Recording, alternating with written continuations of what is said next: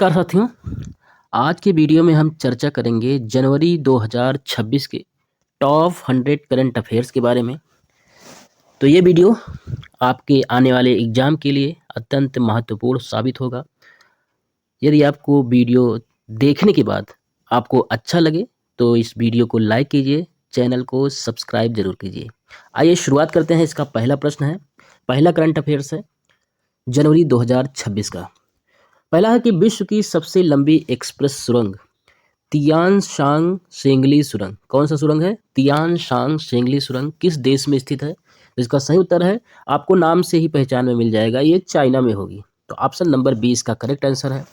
यह सुरंग तियानशांग क्षेत्र में स्थित है। इसकी लंबाई 22.13 किलोमीटर है। यह दुर्गम पर्वतीय क्षेत्रों को जोड़ती है। चीन के बुनियादी ढांचे की बड़ी उपलब्धि है ये। कौन सी? तियानशांग शेंगली सुरंग। आगे बढ़ते हैं।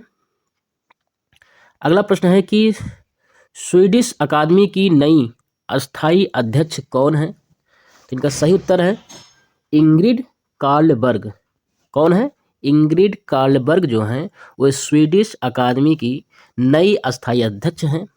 इनके बारे में थोड़ा और जानते हैं कि स्वीडिश अकादमी जो है ये नोबल साहित्य पुरस्कार देती है। स्वीडिश अकादमी नोबल साहित्य पुरस्कार देती है। इंग्रिड एक प्रसिद्ध लेखिका हैं। वे जून 2026 से पद संभालेंगी। कब से? जून 2000। अभी इस पद इन्होंने नहीं संभाला है, जून 2026 से ये पद संभालेंगी। यह नियुक्ति प्रशासनिक दृष्टि से अहम है। अगला प्रश्न है मिलिट्री पेड गैप ईयर योजना। मिलिट्री पेड गैप ईयर योजना किस देश ने शुरू की? तो इसका सही उत्तर है ऑप्शन सी, ब्रिटेन देश ने शुरू की यह योजना। यह योजना 1825 वर्ष के युवाओं के लिए है। इसमें सेना में सशुल्क प्रशिक्षण मिलेगा और मार्च 2026 से लागू होगा। युवाओं को सैन्य अनुभव देने का उद्देश्य है किस योजना का? मिलिट्री गैप ईयर योजना का उद्देश्य है युवाओं को सैन्य अनुभव देना। कि इजराइल ने किस देश को स्वतंत्र राष्ट्र के रूप में मान्यता दी? तो उस देश का नाम बताना है। ऑप्शन में है फलस्तीन, सोमालीलैंड, ताइवान, कुर्दिस्तान, सोमालीलैंड। तो इसमें जो सही उत्तर है वो है ऑप्शन नंबर, इसका सही उत्तर क्या है? सोमालीलैंड। सोमालीलैंड के बारे में जानते हैं। सोमालीलैंड जो है ये 1991 में इसको स्वतंत्रता घोषित की थी। सोमालीलैंड ने 1991 में स्वतंत्रता घोषित की थी। अब पहली बार इजराइल ने इसे मान्यता दी है। यह अफ्रीकी कूटनीति में अहम कदम है। क्षेत्रीय राजनीति को मजबूती मिली है। अगले प्रश्न की तरफ बढ़ते हैं। अगला प्रश्न है इजराइल शांति पुरस्कार 2026 किसे दिया जाएगा? तो option number B, Donald Trump को इजराइल शांति पुरस्कार 2026 दिया जाएगा। यह पुरस्कार अब्राहम समझौते हेतु दिया जा रहा है। ट्रंप पहले गैर इजरायली विजेता हैं। मध्य पूर्व शांति में इनकी भूमिका रही है तथा अंतर्राष्ट्रीय स्तर पर चर्चा का विषय बना हुआ है। अगला प्रश्न है अगला प्रश्न तो इसी से जुड़ गया है, आप देख लीजिए। प्रश्न नंबर 6, नॉमिनल जीडीपी के आधार पर भारत विश्व की कौन सी अर्थव्यवस्था है? तो इसका उत्तर है ऑप्शन नंबर सी, भारत जो है विश्व की चौथी अर्थव्यवस्था है नॉमिनल जीडीपी के आधार पर। भारत ने जापान को पीछे छोड़ा है। जीडीपी लगभग 4.18 ट्रिलियन डॉलर है। कहाँ की? भारत की जीडीपी। भारत की जीडीपी लगभग 4.18 ट्रिलियन डॉलर है। अमेरिका, चीन, जर्मनी भारत से आगे हैं, बाकी सब भारत से पीछे हैं। यह आर्थिक मजबूती दर्शाता है। अगला प्रश्न है 400 वर्ष पुरानी डाक सेवा बंद करने वाला पहला देश कौन सा है? तो उस देश का नाम है डेनमार्क। डेनमार्क ने 400 वर्ष पुरानी डाक सेवा बंद कर दिया है। ये बंद करने वाला ये पहला देश भी है। डिजिटल संचार से पत्र कम हुए हैं। पोस्ट नोड सेवा बंद कर दी गई है। 1624 में डाक सेवा चल रही थी। कब से चल रही है डाक सेवा? 1624 से। यह डिजिटल प्रशासन का उदाहरण है। अगला है आईएनएस बक्सर में यात्रा करने वाली पहली महिला राष्ट्रपति कौन है? ऑप्शन में है, ऑप्शन नंबर बी इसका करेक्ट आंसर है। द्रौपदी मुर्मू जो हैं आईएनएस बागशीर में यात्रा करने वाली पहली महिला राष्ट्रपति हैं। इसके बारे में थोड़ा विस्तार से जानते हैं कि उन्होंने कारवार नौसैनिक अड्डे पर यात्रा की। कौन? द्रौपदी मुर्मू जी ने कारवार नौसैनिक अड्डे पर यात्रा की। वे दूसरी राष्ट्रपति हैं जिन्होंने पनडुब्बी देखी। पहले पहले कौन थे? एपीजे अब्दुल कलाम थे। अगला प्रश्न है, डीआरडीओ ने 1 जनवरी 2026 को कौन सा स्थापना दिवस मनाया? ऑप्शन नंबर बी इसका करेक्ट आंसर है। डीआरडीओ ने अपना 68वां स्थापना दिवस मनाया। डीआरडीओ की स्थापना कब हुई थी? तो 1958 में हुई थी डीआरडीओ की स्थापना। यह एक रक्षा अनुसंधान संस्था है तथा मोटो बालस्य मूलम विज्ञानम, इसका जो मोटो है बलस्य मूलम विज्ञानम, इसको ध्यान रखिएगा। इसका मोटो, डीआरडीओ का मोटो क्या है? बलस्य मूलम विज्ञानम, ये डीआरडीओ का मोटो है। ठीक है, ये ध्यान रखिएगा। अगला है, ड्रोन ऑपरेशन हेतु गठित सेना इकाई का नाम क्या है? ये बताना है। ऑप्शन नंबर बी भैरव बल। ड्रोन ऑपरेशन हेतु जो गठित सेना इकाई है उसका नाम है भैरव बल। यह विशेष ड्रोन यूनिट है, निगरानी व खुफिया कार्य करती है, आधुनिक युद्ध में उपयोगी है। ये मोस्ट इंपॉर्टेंट प्रश्न है, मोस्ट इंपॉर्टेंट, क्योंकि ड्रोन ऑपरेशन इस समय बहुत चर्चा में है। जैसे कि आप देख भी सकते हैं कि अमेरिका, इजराइल, ईरान के युद्ध में भी ड्रोन ऑपरेशन बहुत चर्चा में बना हुआ है। तो ये जो है ये भारत का है भैरव बल। ये ड्रोन ऑपरेशन हेतु गठित सेना इकाई का नाम है, तो इसको जरूर याद रखिएगा। अगला है, भारत ऑस्ट्रेलिया ECTA समझौते का पूर्ण नाम क्या है? तो इसका पूर्ण नाम है economic cooperation and trade agreement. Option number A इसका करेक्ट आंसर है। यह भारत ऑस्ट्रेलिया के बीच व्यापार समझौता है। 2022 में लागू हुआ था। कई वस्तुओं पर शुल्क घटाया गया। द्विपक्षीय व्यापार को बढ़ावा देता है ECTA समझौता। अगला है, भारत का पहला सौर मिशन, वो पहले बात तो कौन सा है? भारत का पहला सौर मिशन कौन सा है? तो उसका नाम है आदित्य L1। किस बिंदु पर स्थापित है? तो ये जो है ये बिंदु L1 पर स्थापित है।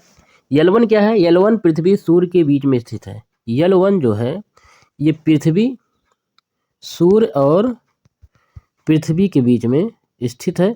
वहीं पर आदित्य L1 को स्थापित किया गया है। इसरो का यह पहला सौर मिशन है, इसलिए यह प्रश्न बहुत ही इम्पोर्टेंट बन जाता है। ठीक है, इसरो का यह पहला सौर मिशन है और अंतरिक्ष मौसम अध्ययन में ये सहायक मिशन है। ठीक है, अगला प्रश्न है, अग्नि 5 मिसाइल किस श्रेणी में आती है? अग्नि 5 मिसाइल जो है ये इंटर कॉन्टिनेंटल बैलिस्टिक मिसाइल की श्रेणी में आती है। ऑप्शन नंबर डी इसका करेक्ट आंसर है।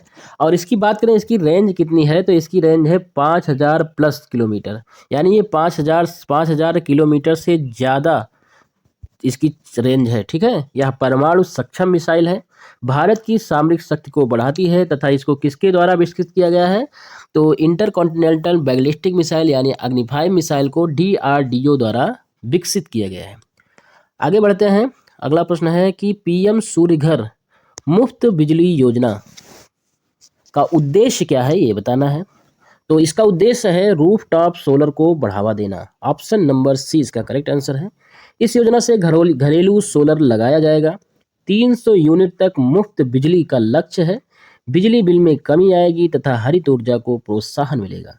तो ये भी मोस्ट इम्पॉर्टेंट योजना है, क्योंकि अभी इस फिलहाल में अभी सोलर पावर बहुत चर्चा में है, क्योंकि इंटरनेशनल सोलर अलायंस का मुख्यालय भी वो भारत में ही, भारत के गुड़गांव में खोला गया है। तो ये अभी बहुत चर्चा में है, ये इंपॉर्टेंट क्वेश्चन बन जाता है। अगला है जनवरी 2026 में भारत का विदेशी मुद्रा भंडार लगभग कितना है? तो इसका सही उत्तर है ऑप्शन नंबर सी, 620 अरब डॉलर है भारत का विदेशी मुद्रा भंडार। और ये विदेशी मुद्रा भंडार जारी कौन करता है? तो RBI जो है यानी रिजर्व बैंक ऑफ इंडिया, ये विदेशी मुद्रा भंडार जारी करता है। यह आयात सुरक्षा के लिए जरूरी है। आगे है, आगे है कि एक राष्ट्र एक चुनाव समिति के अध्यक्ष कौन है? तो इस समिति के अध्यक्ष हैं रामनाथ कोविंद। ऑप्शन नंबर 20 का करेक्ट आंसर है। अब रामनाथ कोविंद जी कौन है? ये भारत के पूर्व राष्ट्रपति हैं। समिति चुनाव सुधारों पर काम कर रही है। यह समिति जो है चुनाव सुधारों पर काम कर रही है तथा एक साथ चुनाव कराने पर अध्ययन भी कर रही है। संवैधानिक पहलुओं की समीक्षा भी इस समिति के द्वारा की जाती है। अगला प्रश्न है कि भारत का पहला सेमीकंडक्टर फैब प्लांट किस राज्य में स्थापित हो रहा है? तो इसका सही उत्तर है ऑप्शन नंबर सी, गुजरात राज्य में स्थापित हो रहा है। यह परियोजना जो है यह ढोलेरा में है। कहाँ पर? ढोलेरा गुजरात में, जो कि एक न्यू और मॉडर्न सिटी बनाई जा रही है।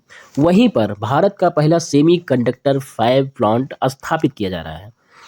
यह प्लांट जो है यह टाटा समूह की भागीदारी है इसमें, और चिप निर्माण में आत्मनिर्भरता जो है भारत की बढ़ेगी इस प्लांट से, और मेक इन इंडिया को भी मजबूती मिलेगी। आगे है राष्ट्रीय स्टार्टअप पुरस्कार 2026 ये किस मंत्रालय द्वारा जारी किए जाते हैं? इसका सही उत्तर है DPIIT। इसी मंत्रालय द्वारा जारी किए जाते हैं। DPIIT मतलब उद्योग संवर्धन। ये जो DPIIT है ये उद्योग संवर्धन विभाग है। स्टार्टअप इकोसिस्टम को बढ़ावा देता है, नवाचार को सम्मानित किया जाता है तथा निवेश आकर्षित करने में, जिससे कि निवेश आकर्षित करने में मदद मिलती है। अगला है जनवरी 2026 में लॉन्च किया गया जो GSAT-24 का उद्देश्य क्या है ये बताना है। इसका उद्देश्य GSAT-24 का उद्देश्य है ब्रॉडकास्टिंग सेवाएं प्रदान करना। ब्रॉडकास्टिंग सेवाएं प्रदान करना। इसके बारे में थोड़ा और जानते हैं कि जो यह संचार उपग्रह GSAT-24 जो है ये एक प्रकार का संचार उपग्रह है, डिजिटल टीवी सेवाओं में उपयोगी है तथा इसरो द्वारा इसको लॉन्च किया गया और निजी क्षेत्र को भी इससे लाभ मिलेगा। ठीक है। अगला प्रश्न है भारत का पहला ग्रीन हाइड्रोजन हब कहाँ विकसित किया जा रहा है? तो ये विकसित किया जा रहा है लद्दाख में। ऑप्शन नंबर ए इसका करेक्ट आंसर है। लद्दाख में सौर व पवन ऊर्जा प्रचुर है। ग्रीन हाइड्रोजन स्वच्छ ईंधन है, कार्बन उत्सर्जन घटाने में सहायक है और राष्ट्रीय हाइड्रोजन मिशन का भाग है। ठीक है। अगला प्रश्न है कि INS बाघशीर पनडुब्बी में यात्रा करने वाली पहली महिला राष्ट्रपति कौन है? तो इसका सही उत्तर है द्रौपदी मुर्मू जी हैं। अगला प्रश्न है DRDO ने जनवरी 2026 में कौन सा स्थापना दिवस मनाया? तो ये 68वां स्थापना दिवस था। अगला प्रश्न है जनवरी 2026 में भारत की सबसे बड़ी सार्वजनिक बैंक कौन सी है? तो उस सबसे बड़ी सार्वजनिक बैंक का नाम है SBI यानी state bank of India. SBI जो है वो परिसंपत्तियों के आधार पर सबसे बड़ी बैंक है। यह सार्वजनिक क्षेत्र का बैंक है। राष्ट्रीय अर्थव्यवस्था में इसकी अहम भूमिका है। डिजिटल बैंकिंग प्रणाली में भी SBI अग्रणी बैंक है। अगला प्रश्न है राष्ट्रीय मतदाता दिवस कब मनाया गया? तो ये मनाया गया 25 जनवरी को मनाया गया। यह निर्वाचन आयोग द्वारा मनाया जाता है। मतदाता जागरूकता बढ़ाने हेतु ये मनाया जाता है और इलेक्शन कमीशन ऑफ इंडिया की स्थापना दिवस से ये जुड़ा हुआ है और लोकतंत्र को मजबूती प्रदान करता है। अगला है जनवरी 2026 में जनवरी 2026 में भारत का कौन सा शहर ग्लोबल स्मार्ट सिटी इंडेक्स में शीर्ष पर रहा? तो उस शहर का नाम है बेंगलुरु यानी ऑप्शन नंबर सी इसका करेक्ट आंसर है।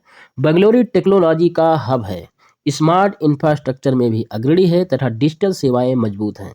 वैश्विक रैंकिंग में भी सुधार हुआ है।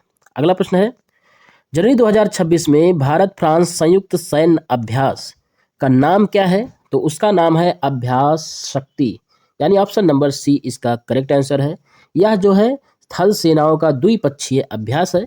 भारत और फ्रांस इसमें भाग लेते हैं तथा सैन्य समन्वय बढ़ाना ही इस अभ्यास का महत्वपूर्ण उद्देश्य है।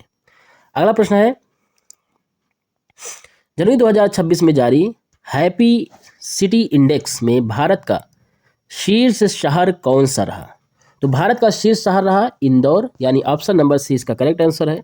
इंदौर स्वच्छता में अग्रणी है तथा शहरी सुविधाएं बेहतर हैं। नागरिक संतुष्टि भी उच्च है। अगला प्रश्न है, खेलो इंडिया यूथ गेम्स 2026 ये इसका आयोजन जो है किस राज्य में हुआ? तो इसका आयोजन मध्य प्रदेश राज्य में हुआ।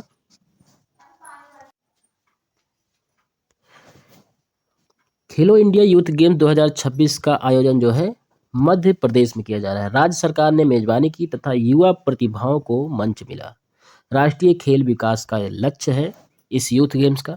अगला प्रश्न है कि भारत का पहला एआई आधारित ट्रैफिक प्रबंधन शहर कौन सा बना?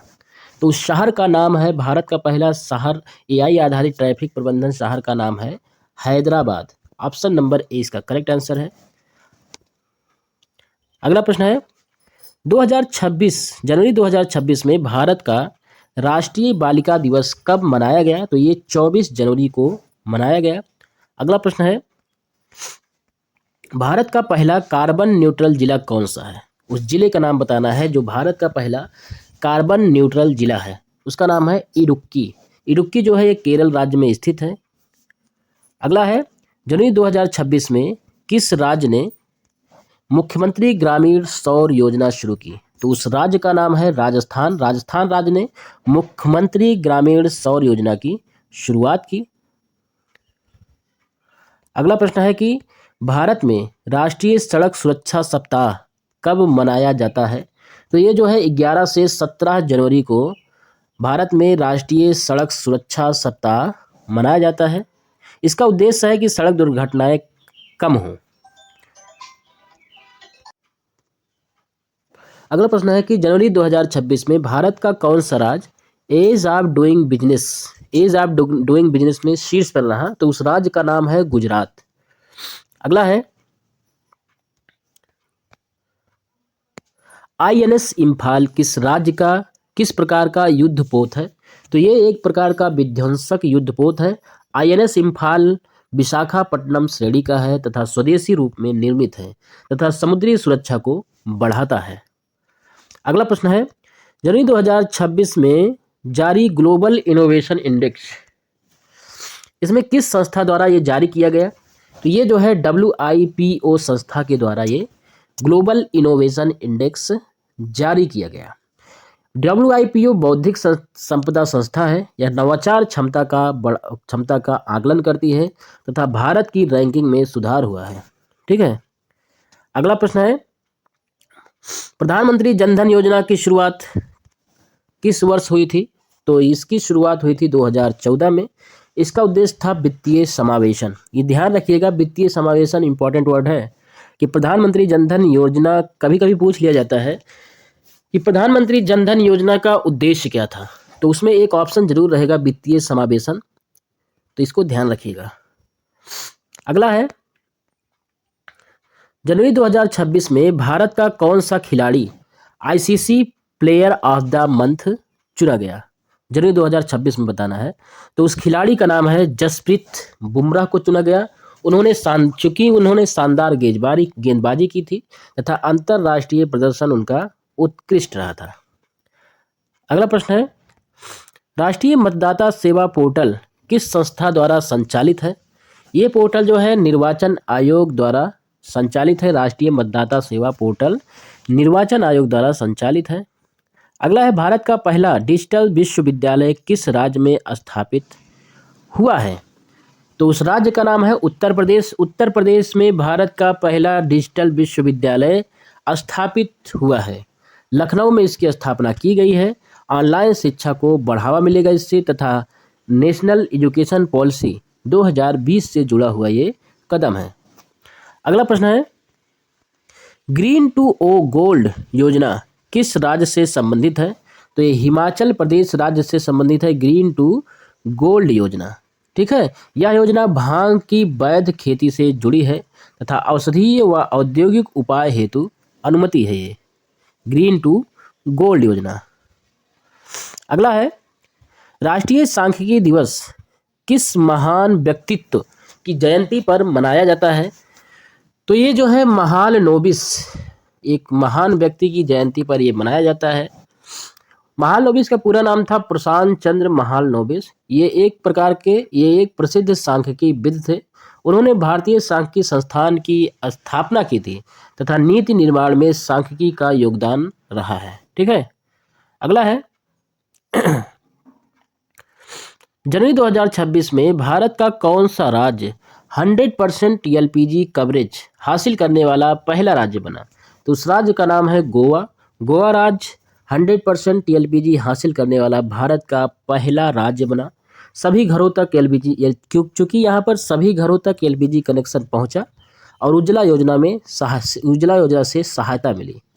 अगला प्रश्न है, भारत की पहली बुलेट ट्रेन परियोजना किन दो शहरों के बीच है चलाई जा रही है? उस शहर का नाम बताना है। मुंबई टू अहमदाबाद के बीच में भारत की पहली बुलेट ट्रेन परियोजना चलाई जा रही है। यह हाई स्पीड रेल परियोजना है, जापान की सहायता से बनाई जा रही है। समय व ईंधन की इससे बचत होगी। अगला है कि भारत टैक्स 2026 का मुख्य उद्देश्य क्या है? इसका मुख्य उद्देश्य है कि टेक्सटाइल निर्यात को बढ़ावा देना। अगला प्रश्न है, जनवरी 2026 में भारत का कौन सा शहर सबसे स्वच्छ राजधानी शहर बना? तो शहर का नाम है भोपाल। ऑप्शन नंबर सी इसका करेक्ट आंसर है। अगला है, आईएनएस विक्रांत किस प्रकार का पोत है? तो आईएनएस विक्रांत जो है एक प्रकार का विमान वाहक पोत है। आईएनएस विक्रांत स्वदेशी विमान वाहक पोत है, भारतीय नौसेना की ताकत को बढ़ाता है तथा समुद्री सुरक्षा में अहम भूमिका निभाता है। अगला है, जनवरी 2026 में किस राज्य ने मुख्यमंत्री लाडली बहन योजना, ये बहुत ही फेमस योजना है, मुख्यमंत्री लाडली बहन योजना का विस्तार किया गया। ये योजना किस राज्य की है? तो ये मध्य प्रदेश राज्य की है। इसमें क्या है, योजना महिलाओं को आर्थिक सहायता देती है तथा प्रत्यक्ष लाभ अंतरण किया जाता है तथा इस योजना का जो महत्वपूर्ण लक्ष्य है वो है महिलाओं का सशक्तिकरण। अगला है, भारत में राष्ट्रीय पर्यटन दिवस कब मनाया जाता है? तो ये 25 जनवरी को भारत में राष्ट्रीय पर्यटन दिवस मनाया जाता है। अगला प्रश्न है, जनवरी 2026 में भारत का कौन सा बैंक डिजिटल लेंडिंग में अग्रणी रहा? तो उस बैंक का नाम है SBI. SBI bank digital lending में अग्रणी रहा। अगला है, जनवरी 2026 में भारत का कौन सा राज्य स्टार्टअप फ्रेंडली सेंटर घोषित हुआ? तो उस राज्य का नाम है तेलंगाना। तेलंगाना को स्टार्टअप फ्रेंडली स्टेट घोषित किया गया क्योंकि तेलंगाना की जो स्टार्टअप नीति है वो मजबूत है। हैदराबाद प्रमुख टेक हब है, नवाचार को सरकारी समर्थन मिला हुआ है। अगला प्रश्न है, भारत की पहली offshore wind energy policy, most important प्रश्न, भारत की पहली ऑफशोर विंड एनर्जी पॉलिसी किस मंत्रालय से संबंधित है? तो नवीन व नवीकरणीय ऊर्जा मंत्रालय से संबंधित है। ऑफशोर विंड समुद्र में स्थापित होती है तथा स्वच्छ ऊर्जा उत्पादन इसका लक्ष्य है। अगला प्रश्न है, जनवरी 2026 में भारत ने किस देश के साथ युद्ध अभ्यास किया? तो उस देश का नाम है अमेरिका के साथ जनवरी 2026 में भारत ने युद्ध अभ्यास किया। यह थल सेना का संयुक्त अभ्यास है, सैन्य कौशल इसमें साझा किए जाते हैं। अगला प्रश्न है, राष्ट्रीय मतदाता हेल्पलाइन नंबर क्या है? तो राष्ट्रीय मतदाता हेल्पलाइन नंबर का नाम है 1950 राष्ट्रीय मतदाता हेल्पलाइन नंबर है। यह निर्वाचन आयोग द्वारा संचालित है, मतदाता संबंधी जानकारी इससे मिलती है। अगला है, जनवरी 2026 में भारत का कौन सा शहर फूड स्ट्रीट कैपिटल बना? तो उस शहर का नाम है इंदौर। ये फूड स्ट्रीट कैपिटल बना। इंदौर स्वच्छता में भी अग्रणी है तथा स्ट्रीट फूड के लिए भी प्रसिद्ध है। अगला है, भारत में राष्ट्रीय युवा दिवस किसकी जयंती पर मनाया जाता है? तो स्वामी विवेकानंद की जयंती पर मनाया जाता है और राष्ट्रीय युवा दिवस 12 जनवरी को मनाया जाता है। युवाओं को प्रेरित करना ही इस दिवस का उद्देश्य है। अगला है, जनवरी 2026 में भारत का कौन सा राज्य 100% डिजिटल पंचायत घोषित हुआ? तो उसका राज्य का नाम है केरल। केरल राज्य 100% डिजिटल पंचायत घोषित हुआ। केरल डिजिटल गवर्नेंस में अग्रणी है तथा सभी पंचायतें ऑनलाइन सेवाओं से जुड़ी हुई हैं। अगला है, राष्ट्रीय बाल विज्ञान कांग्रेस किससे संबंधित है? तो विज्ञान व नवाचार से संबंधित है राष्ट्रीय बाल विज्ञान कांग्रेस। यह बच्चों में वैज्ञानिक सोच को बढ़ाती है तथा छात्र अपने प्रोजेक्ट प्रस्तुत करते हैं। आगे है, जनवरी 2026 में भारत का कौन सा बैंक ग्रीन फाइनेंस में अग्रणी रहा? तो उस बैंक का नाम है SBI। SBI बैंक जो है वो ग्रीन फाइनेंस में अग्रणी रहा है। ठीक है। अगला है, भारत का पहला मल्टी मॉडल लॉजिस्टिक पार्क कहाँ विकसित किया जा रहा है? तो यह विकसित किया जा रहा है नागपुर में। भारत का पहला मल्टी मॉडल लॉजिस्टिक पार्क विकसित किया जा रहा है। अगला है, अगला प्रश्न है कि बिहार का दूसरा टाइगर रिजर्व कौन सा है?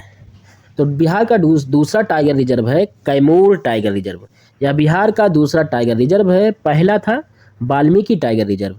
बढ़ती बाघ संख्या को संतुलित करेगा ये टाइगर रिजर्व। अगला प्रश्न है, राष्ट्रीय स्वच्छ गंगा मिशन किस मंत्रालय के अंतर्गत है? ये जो है जल शक्ति मंत्रालय के अंतर्गत है राष्ट्रीय स्वच्छ गंगा मिशन। अगला है, जनवरी 2026 में भारत का कौन सा राष्ट्रीय खेल घोषित किया गया है? जनवरी 2026 में भारत का कौन सा राष्ट्रीय खेल घोषित किया गया है? तो हॉकी को भारत का राष्ट्रीय खेल घोषित किया गया है। अगला प्रश्न है, प्रधानमंत्री कौशल विकास योजना का उद्देश्य क्या है? तो इसका उद्देश्य है कौशल प्रशिक्षण।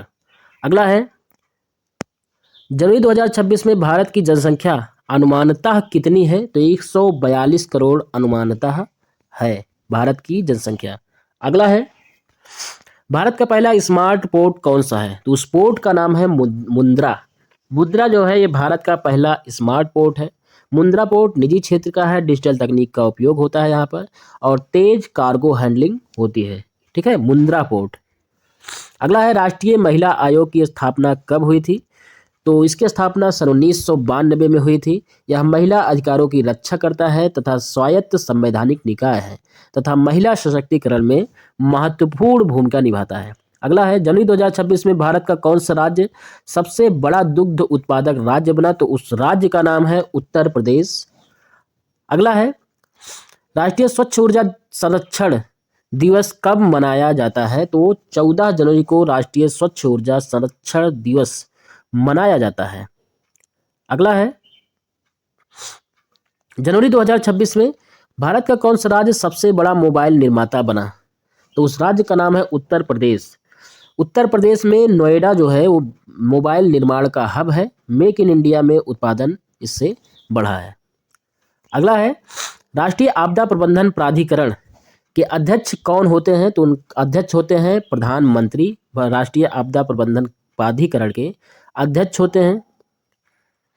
अगला है, जनवरी 2026 में भारत ने किस देश के साथ मालाबार नौसैनिक अभ्यास किया?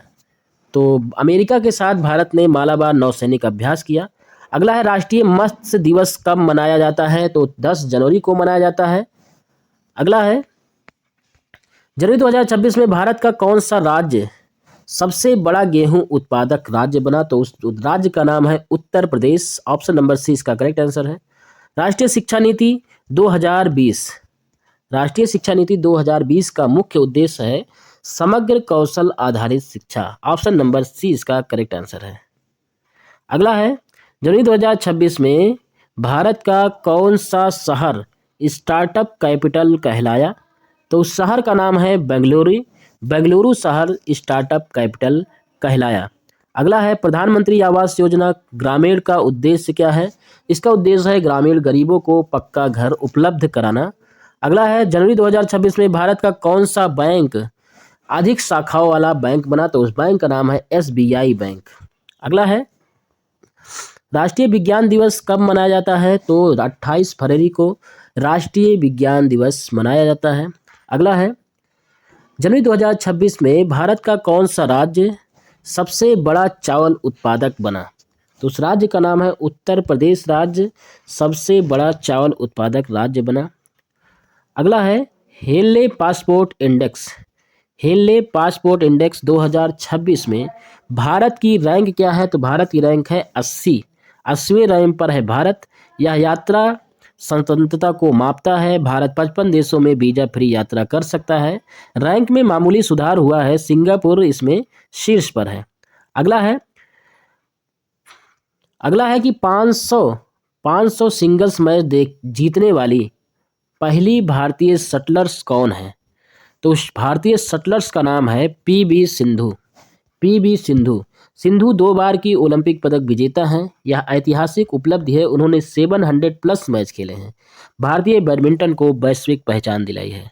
अगला है खेलो इंडिया बीच गेम्स 2026 की मेजबानी किस केंद्र शासित प्रदेश ने की है? तो उस केंद्र शासित प्रदेश का नाम है दीव। यह खेल घोघला बीच द्वीप में आयोजित हुआ। कहाँ पर आयोजित हुआ? घोघला बीच जो कि द्वीप में स्थित है वहां पर आयोजित हुआ तथा आयोजन 5 से 10 जनवरी 2026 तक चला। यह खेलो इंडिया का दूसरा संस्करण था। ठीक है। अगला प्रश्न है खेलो इंडिया बीच गेम्स 2026 की पदक तालिका में कौन सा राज्य शीर्ष पर रहा? तो उस राज्य का नाम है कर्नाटक राज्य शीर्ष पर रहा। कर्नाटक ने कुल 11 पदक जीते, 3 स्वर्ण पदक जिसमें इसकी शामिल थे। तमिलनाडु दूसरे स्थान पर रहा। अगला प्रश्न है वर्ष 2025 में इंदिरा गांधी पुरस्कार किसे दिया गया? तो उनका नाम है ग्राशा मसेल को इंदिरा गांधी पुरस्कार दिया गया। आगे है पद्म पानी पुरस्कार 2026 के लिए किस संगीतकार का चयन हुआ है? तो उन संगीतकार का नाम है इलैयाराजा। ऑप्शन नंबर 20 का करेक्ट आंसर है। यह लाइफ टाइम अचीवमेंट पुरस्कार है। इलैयाराजा दक्षिण भारतीय संगीत के दिग्गज हैं। पुरस्कार अजंता एलोरा फिल्म महोत्सव में दिया गया।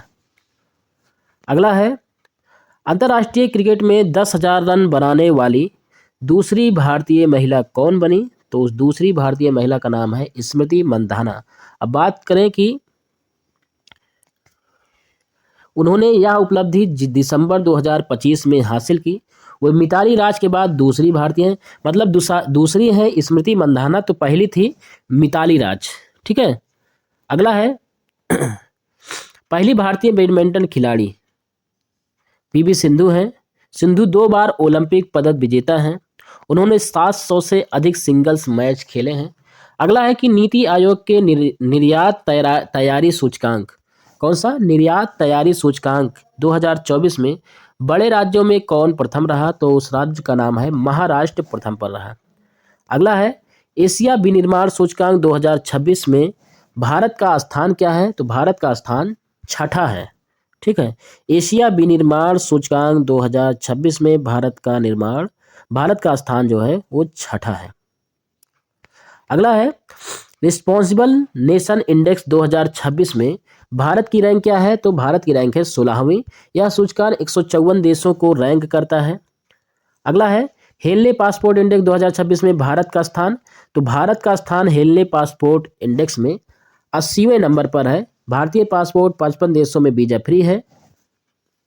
अगला है भारत किस देश को पीछे छोड़कर दुनिया की चौथी सबसे बड़ी अर्थव्यवस्था बना? तो उस देश का नाम है जापान को पीछे छोड़ दिया है भारत ने। अगला है वर्ष 2025 में देश का पहला बाल विवाह मुक्त जिला कौन सा बना? तो उस जिले का नाम है बालोद जिला। बालोद जिला जो कि छत्तीसगढ़ में स्थित है। सामाजिक जागरूकता में से यह संभव हुआ है। अगला है नीति आयोग के निर्यात तैयारी सूचकांक 2024 में बड़े राज्यों में कौन प्रथम रहा? तो उस राज्य का नाम है महाराष्ट्र और दूसरे पर था तमिलनाडु। अगला है एशिया विनिर्माण सूचकांक 2026 में भारत का स्थान कौन था? तो भारत का स्थान था 6ठा और यह सूचकांक डीजेन शीरा द्वारा जारी हुआ। अगला है रिस्पॉन्सिबल नेशन इंडेक्स 2026 में भारत की रैंक थी 16वीं रैंक थी भारत की। अगला है हेनले पासपोर्ट इंडेक्स 2026 में भारत का स्थान क्या था? तो भारत का स्थान था 80वां स्थान था। अगला है भारत किस देश को पीछे छोड़कर दुनिया की चौथी बड़ी अर्थव्यवस्था बना? तो जापान को भारत ने पीछे छोड़ा। अगला है वर्ष 2025 में देश का पहला बाल विवाह मुक्त जिला बना, तो उस जिला का नाम है बालोद जो कि छत्तीसगढ़ में स्थित है। SDG 5.3 से जुड़ा हुआ ये विषय है। ठीक है। तो ये रहे जनवरी 2026 माह के top 100 most important current affairs. यदि जनवरी से संबंधित कोई और भी प्रश्न है जो कि छूट गए हों तो उसको आप अलग से कहीं से पढ़ लीजिएगा। तो हमने तो इसमें से जो भी संकलित किया है वो कुछ सोर्सों से लिया गया है।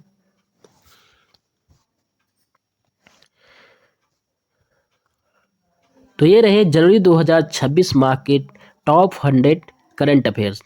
तो ये वीडियो आपको कैसा लगा? यदि अच्छा लगा हो तो वीडियो को लाइक कीजिए, चैनल को सब्सक्राइब जरूर कीजिए। अब मिलते हैं अगले वीडियो में, तब तक के लिए जय हिंद, जय भारत।